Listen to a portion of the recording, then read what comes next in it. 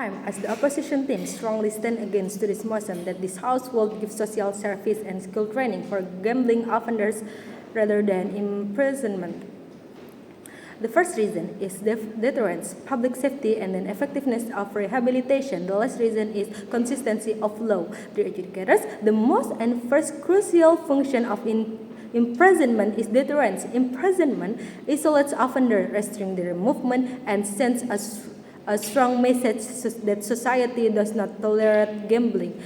The impact from gambling is so real. It is a crime with huge social consequence. Let's see, in our environment, in our society, lots of family collapse, children suffer, and criminal network grow stronger. If we just give social service and skill training, can it consistently reduce gambling numbers better than if we use the imprisonment method? That's such nonsense. The mechanism from imprisonment is clear. Once inside, offenders cannot easily access gambling networks and other outsides. See the consequence as a warning. The second point is public safety. The educators' public safety is so important. Gambling is not isolated hobby.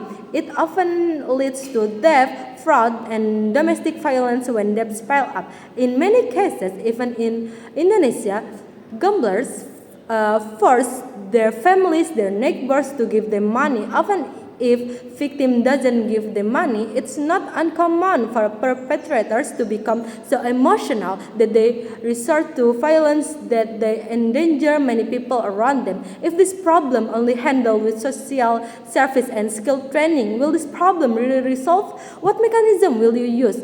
Have you not considered the safety of the public or the community, which often feels threatened and stressed? We must take firm action so that perpetrators are deterred, can change, and not repeat the crimes they have committed. This point also explain how we give justice to the victims if we use the prison methods.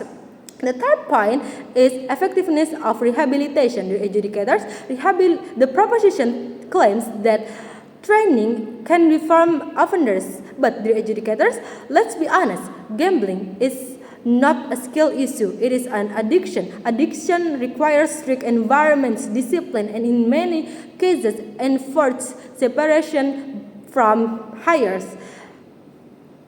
And then prison provides this structure alongside counseling and rehabilitation program inside. In prison, do you know that this structure, they are supervised and assisted by officer and expert who know everything, who know about that and how to handle it properly so that the rehabilitation process is focused and runs smoothly. The fourth point is consistency of law. The legal system must be consistent. Why do we imprison drug dealers or corruptors but suddenly act softly with gambling offenders? Gambling is directly connected to corruption, theft, and debt crimes. By choosing social service, the state creates recognizing inconsistency and even unfairness. Imprisonment maintains equality before the law, a clear, uncompromising stance that crime has consequence. So the educator, now let's highlight the weakness of the proposition plain. Social service is temporary. Offenders complete their hours and return home unchanged. Skill training sounds attractive, but what guarantee is there that an addicted gambler will use it instead of selling his new skill for gambling money? Without strict control, this program are waste resource. And in contrast, prisons ensure that offenders are forced to pause, reflect, and undergo rehabilitation under supervision. So that's why the educators, I as the opposition team, strongly stand against this motion. Let's be honest, if social service and skill training for gambling offenders is work, why is gambling still rising in our country? We cannot close our eyes and pretend that this problem is as simple as teaching people new skill. If that is the solution, then why is gambling still rampant in our country today? Thank you.